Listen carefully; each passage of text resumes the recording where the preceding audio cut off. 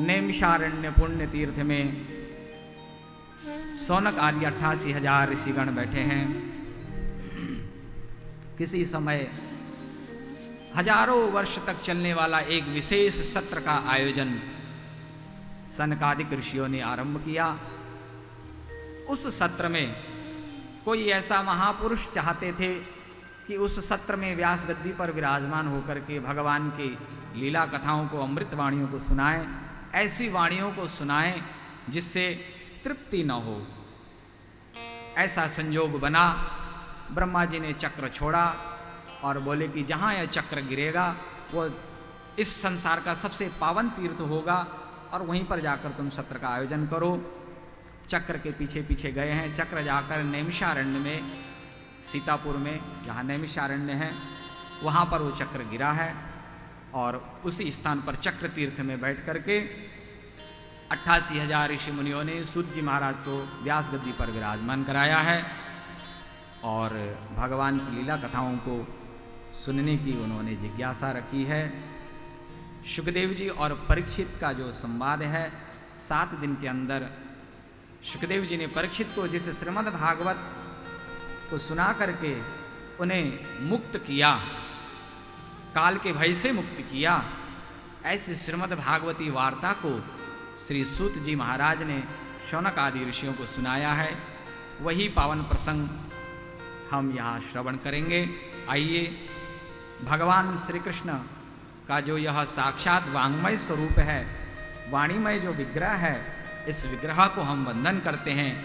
हमारे परमेश्वर कैसे हैं?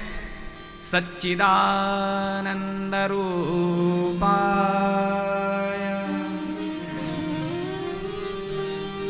विश्वोत्पत्त्यादि हेतवे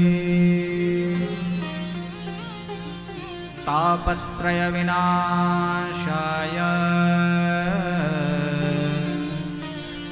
श्री कृष्णाय वयं नमः।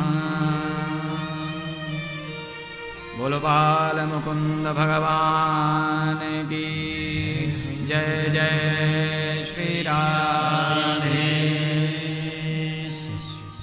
आनंद स्वरूप परमात्मा को हम वंदन करते हैं, जो सत्य स्वरूप है, चिन्मय स्वरूप है, चिदानंद रूप में है, चैतन्य रूप में सब प्राणियों में विराजमान है और जो आनंद स्वरूप है।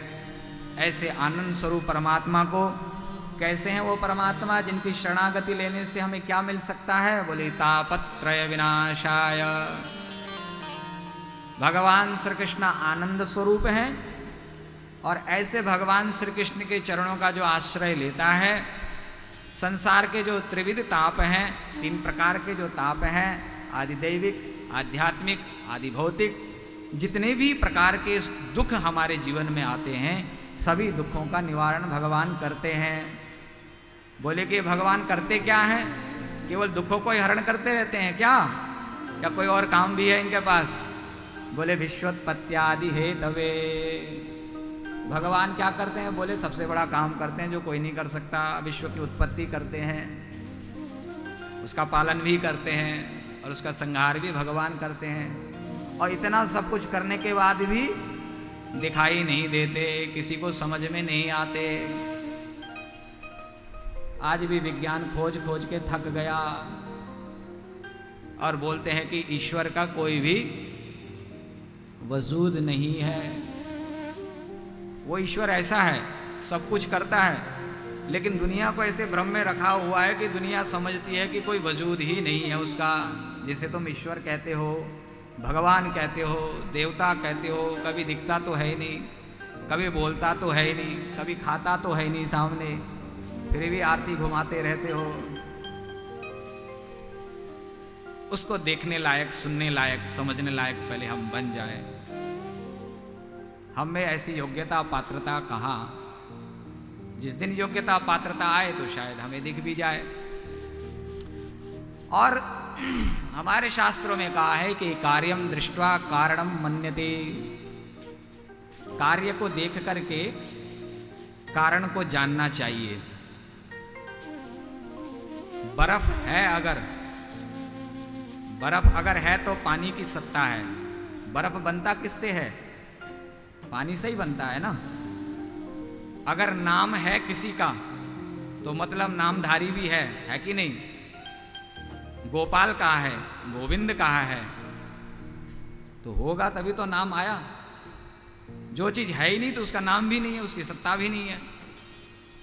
भगवान है, सब कुछ करते हैं, करने वाला वही है, विश्व को जन्म देने वाला वही है।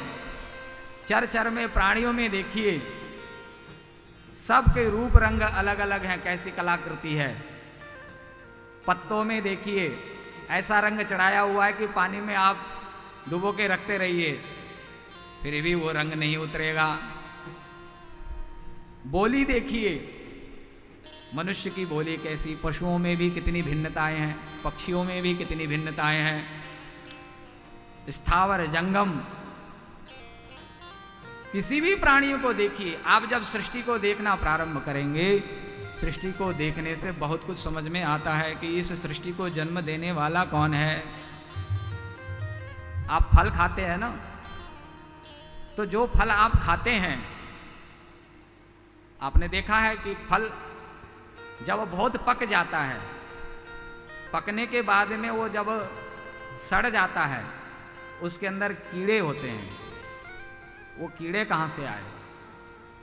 बाहर से तो चल के नहीं गए, किसी ने ले जाके तो बंद नहीं किया।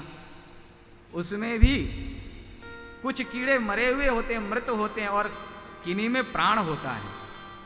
कुछ मरे हैं तो किन्हीं में प्राण है। ये सृष्टि कैसे हुई, कहां से हुई, विचार करें। अगर हम अपने विषय में, सृष्टि के विषय में हम खोज करना शुरू करें तो कुछ ना कुछ हल निकलता है कि इसके पीछे कुछ वजूद है, बनाने वाला है। तो बोले कि वो बनाने वाला है, संवारने वाला भी है।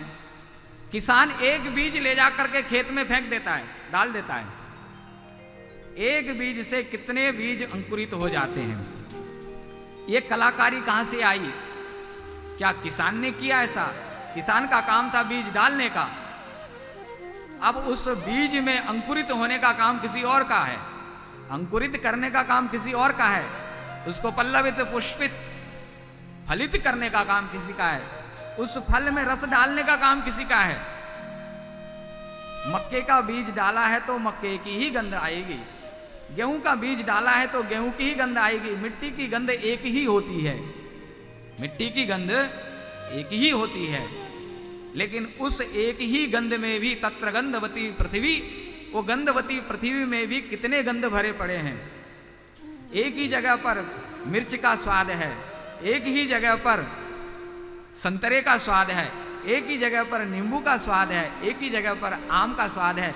उसी मिट्टी में बीज डाला गया है, एक नीम बन के निकलता है, एक आम बन के निकलता है, लेकिन मिट्टी में कोई अलग स्वाद नहीं है। मिट्टी ना नमकीन है, ना मीठी है, ना कड़वी है, वो एक समान है। उस एक समान मिट्टी में जो बीज डाला गया, रसों में भेद हो गया, फलों में भेद हो गया। एक बीज डाला, अनेक बीज उत्पन्न हो गए। इस सृष्टि को रचने वाला, पालन करने वाला, बच्चा जब माँ के गर्भ में आता है तो कौन देखता है उसको? उसको श्वास गति कौन देता है? उसको प्राण शक्ति कौन देता है?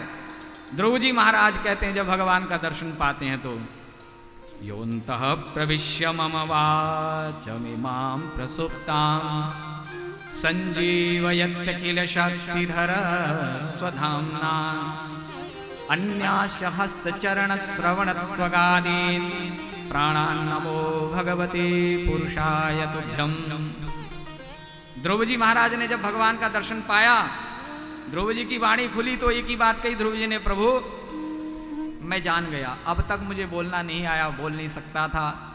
जैसे आपने मेरे कपोल पर शंख का स्पर्श किया, आपने चाहा कि ध्रुव बालक बोले कुछ मेरे लिए, तब मैं बोल पड़ा।